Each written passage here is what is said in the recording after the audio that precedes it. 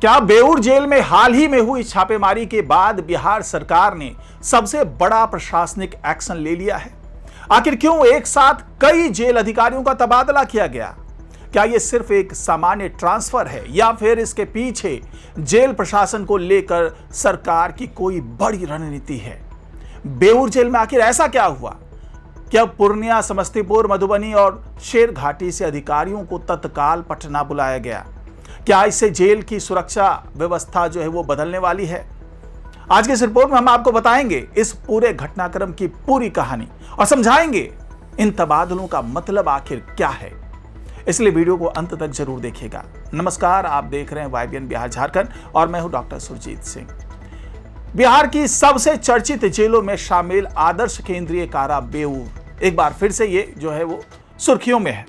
लेकिन इस बार वजह कोई कैदी नहीं, कोई गैंगवार नहीं और ना ही कोई भागने की घटना, बल्कि वजह है बिहार सरकार का एक बड़ा प्रशासनिक फैसला। हाल ही में बेऊर जेल में हुई छापेमारी और उसके बाद सामने आए तथ्यों के बीच कारा एवं सुधार सेवाएं जो विभाग है जो इन सेवाओं को देता है, उसने कई अधिकारियों का तबादला कर दिया है। सरकार का कहना है कि यह फैसला प्रशासनिक आवश्यकता और जेल प्रबंधन को अधिक प्रभावी बनाने के उद्देश्य से लिया गया है। लेकिन सवाल यह है कि आखिर इन तबादलों की जरूरत क्यों पड़ी? क्या सरकार केवल अधिकारियों की अदला बदली कर रही है या फिर बेऊर जेल में किसी बड़े सुधार अभियान की शुरुआत हो चुकी है? पिछले कुछ दिनों से बेऊर जेल लगातार चर्चा में रही। जेल जो परिसर है उसमें हुई छापेमारी के बाद प्रशासन ने सुरक्षा व्यवस्था, निगरानी प्रणाली और जेल प्रबंधन की समीक्षा शुरू की। हालांकि विभाग ने इस आदेश में छापेमारी से जुड़े किसी विशेष मामले का उल्लेख नहीं किया है, लेकिन यह जरूर कहा है कि नए अधिकारियों की तैनाती का उद्देश्य जेल प्रशासन को अधिक प्रभावी बनाना और निगरानी व्यवस्था को मजबूत करना है। यानी सरकार ये संकेत दे रही है कि बेऊर जेल में व्यवस्थाओं को और सख्त बनाने की दिशा में काम किया जा रहा है। सबसे पहले बात करते हैं उस अधिकारी की जिनकी पोस्टिंग सबसे ज्यादा चर्चा में है। केंद्रीय कारा पूर्णिया में पदस्थापित है उपाधीक्षक सुधीर कुमार शर्मा। उनको तत्काल प्रभाव से स्थानांतरित कर आदर्श केंद्रीय कारा बेऊर यानी कि पटना में जो है वो भेज दिया गया है। अब बेऊर जेल को एक नए उपाधीक्षक की जिम्मेदारी दी गई है इन्हें, लेकिन कहानी यही खत्म नहीं होती है। सरकार ने केवल एक अधिकारी नहीं बल्कि 3 सहायक अधीक्षकों का भी एक साथ तबादला किया है। आदेश के अनुसार मंडल कारा समस्तीपुर में कार्यरत ज्योति कुमारी को बेऊर जेल भेजा गया है। इसी तरह मंडल कारा मधुबनी में पदस्थापित राजीव रंजन को भी स्थानांतरित कर बेऊर जेल में नियुक्त किया गया है। जो उपकारा शेरघाटी है वहां पर कार्यरत प्रियतम प्रियदर्शी को भी तत्काल प्रभाव से बेऊर जेल में पदस्थापित किया गया है। यानी अलग अलग जिलों से अनुभवी अधिकारियों को एक ही जेल में तैनात करने का फैसला लिया गया है।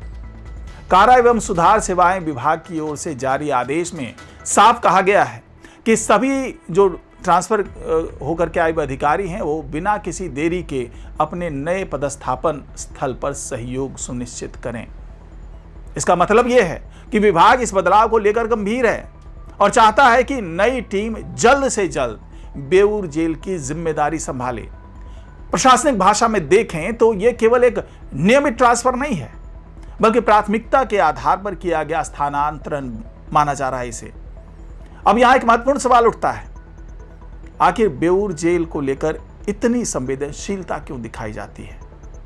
तो दरअसल ये पटना स्थित ये जो आदर्श केंद्रीय कारा बेऊर है वो बिहार की सबसे महत्वपूर्ण जेलों में से एक है। यहाँ कई हाई प्रोफाइल कैदी और विभिन्न प्रकार के मामलों में बंद आरोपी रखे जाते हैं। यही कारण है कि यहाँ सुरक्षा, निगरानी और प्रशासनिक अनुशासन का स्तर बेहद महत्वपूर्ण माना जाता है।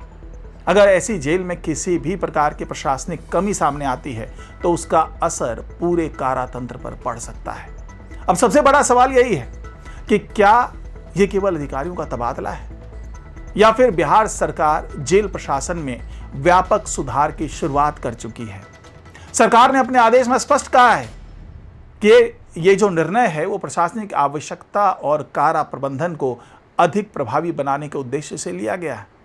यानी सरकार का संदेश साफ है कि जेल प्रशासन में जवाबदेही और निगरानी को मजबूत किया जाएगा। लेकिन क्या केवल अधिकारियों के बदले जाने से पूरी व्यवस्था बदल जाएगी? या इसके बाद और भी बड़े फैसले सामने आएंगे? यही इस पूरे घटनाक्रम का सबसे महत्वपूर्ण पहलू है। हाल ही में हुई छापेमारी के बाद सरकार ने जिस तेजी से अधिकारियों का तबादला किया, उसे यह संकेत जरूर मिलता है कि विभाग बेऊर जेल की व्यवस्थाओं की गंभीर समीक्षा कर रहा है। हालांकि विभाग ने अपने आदेश में यह नहीं कहा है कि इन तबादलों का सीधा संबंध किसी विशेष अनियमितता या किसी अधिकारी की व्यक्तिगत जिम्मेदारी से है। आधिकारिक रूप से यही कहा गया है कि यह फैसला प्रशासनिक आवश्यकता और कारा प्रबंधन को अधिक प्रभावी बनाने के उद्देश्य से लिया गया है। इसलिए इन ट्रांसफर्स को किसी व्यक्ति के खिलाफ दंडात्मक कार्रवाई के रूप में नहीं देखा जाना चाहिए, क्योंकि हो सकता है कि कुछ लोग ये भी कहें कि बेऊर से जिनको हटाया गया है उनके खिलाफ कोई अनुशासनात्मक कार्रवाई की जा रही है, लेकिन ऐसा नहीं है। ये साफ कर दिया है। अब प्रशासनिक पुनर्संरचना के रूप में भी इसे समझा जाना चाहिए। अब जब नए अधिकारी बेऊर जेल की जिम्मेदारी संभालेंगे तो उनसे कई स्तरों पर बेहतर प्रदर्शन की अपेक्षा की जाएगी। सबसे पहली जिम्मेदारी होगी सुरक्षा व्यवस्था को और मजबूत करना, और दूसरी होगी जेल के अंदर निगरानी प्रणाली को अधिक प्रभावी बनाना। तीसरी, प्रशासनिक प्रक्रिया में अनुशासन और जवाबदेही सुनिश्चित करना, और चौथी, जेल प्रबंधन को इस तरह से संचालित करना कि भविष्य में किसी भी तरह की अनियमितता की आशंका कम हो। हालांकि यह देखना होगा कि नई टीम इन लक्ष्यों को कितने प्रभावी ढंग से लागू कर पाती है, क्योंकि किसी भी संस्थान में केवल अधिकारियों के बदल जाने से या उनको जो बदला जाता है उनसे सारी समस्याएं अपने आप समाप्त नहीं हो जाती। अगर व्यवस्थागत चुनौतियां हैं तो उनके समाधान के लिए तकनीकी संसाधन, पर्याप्त स्टाफ, नियमित निरीक्षण, आधुनिक निगरानी प्रणाली और स्पष्ट जवाबदेही भी उतनी ही जरूरी होती है। यानी अधिकारियों का तबादला एक शुरुआत हो सकता है, लेकिन दीर्घकालिक सुधार के लिए जो लॉन्ग टर्म जो भी करेक्शन है उसके लिए निरंतर प्रयास आवश्यक होंगे। इस पूरे घटनाक्रम से सरकार का एक स्पष्ट संदेश सामने आता है।